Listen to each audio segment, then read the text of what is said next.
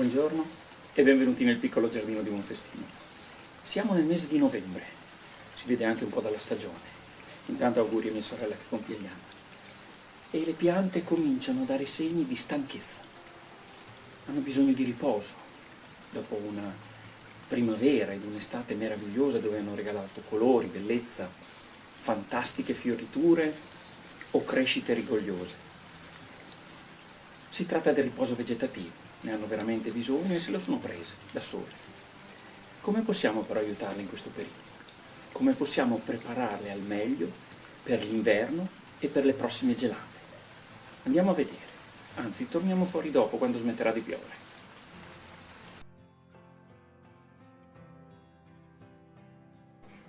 Dai Rodrigo, dobbiamo andare a pacciamare.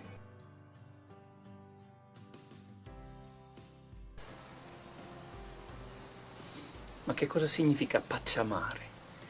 Pacciamare significa stendere attorno alle piante uno strato di materiale per permettergli di affrontare il caldo, stendendolo in primavera, oppure affrontare il gelo intenso dell'inverno stendendolo in autunno. E questo è il periodo giusto per stendere questi materiali.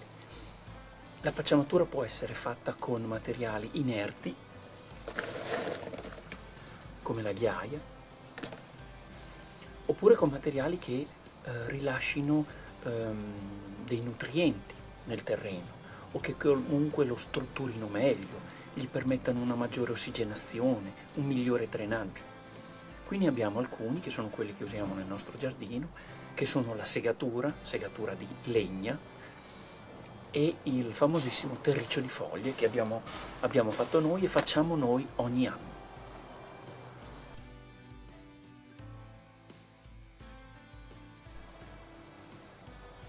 Il terriccio di foglie è un composto naturale dato dalla decomposizione delle foglie.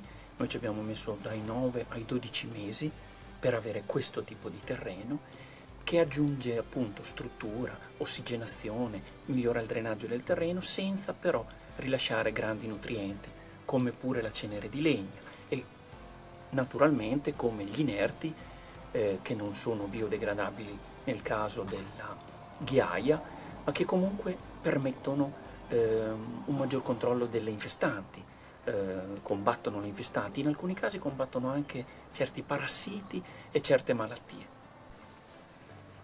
La pacciamatura, che si può fare anche sulla superficie del terriccio dei vasi, non solo sul terreno, permette anche di mantenere più a lungo l'umidità del terreno.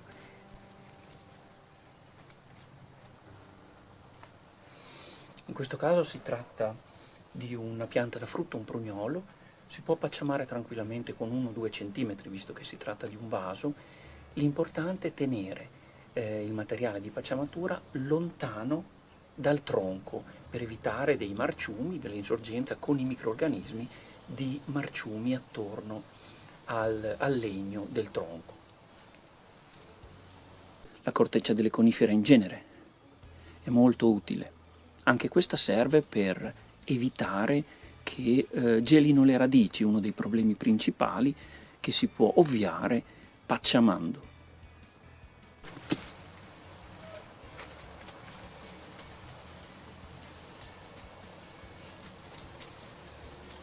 Qui stiamo pacciamando una vergenia e l'importante è stare lontano dal colletto delle piante. Lo strato può arrivare anche a 4-5 cm, non c'è problema per questo, perché sarà sicuramente utile, soprattutto adesso che è una pacciamatura autunnale, per tutta la durata dell'inverno. Essendo questa un'aiuolina a vista, la pacciamatura che faremo è una pacciamatura decorativa. Utilizzeremo della ghiaia, perché anche l'estetica è importante.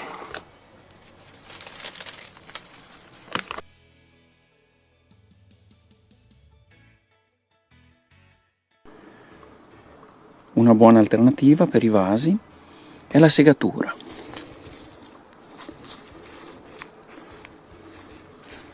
Attenzione sempre lontana dal tronco, per esempio, di questo ginkgo biloba ancora invaso.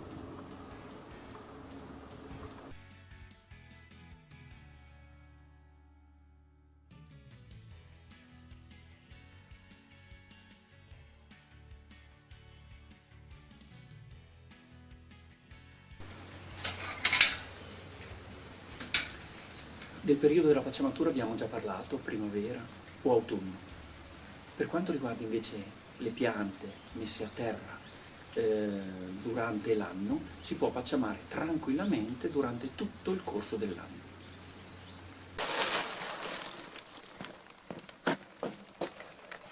E ricordate, qualunque giorno sia, rendetelo bello.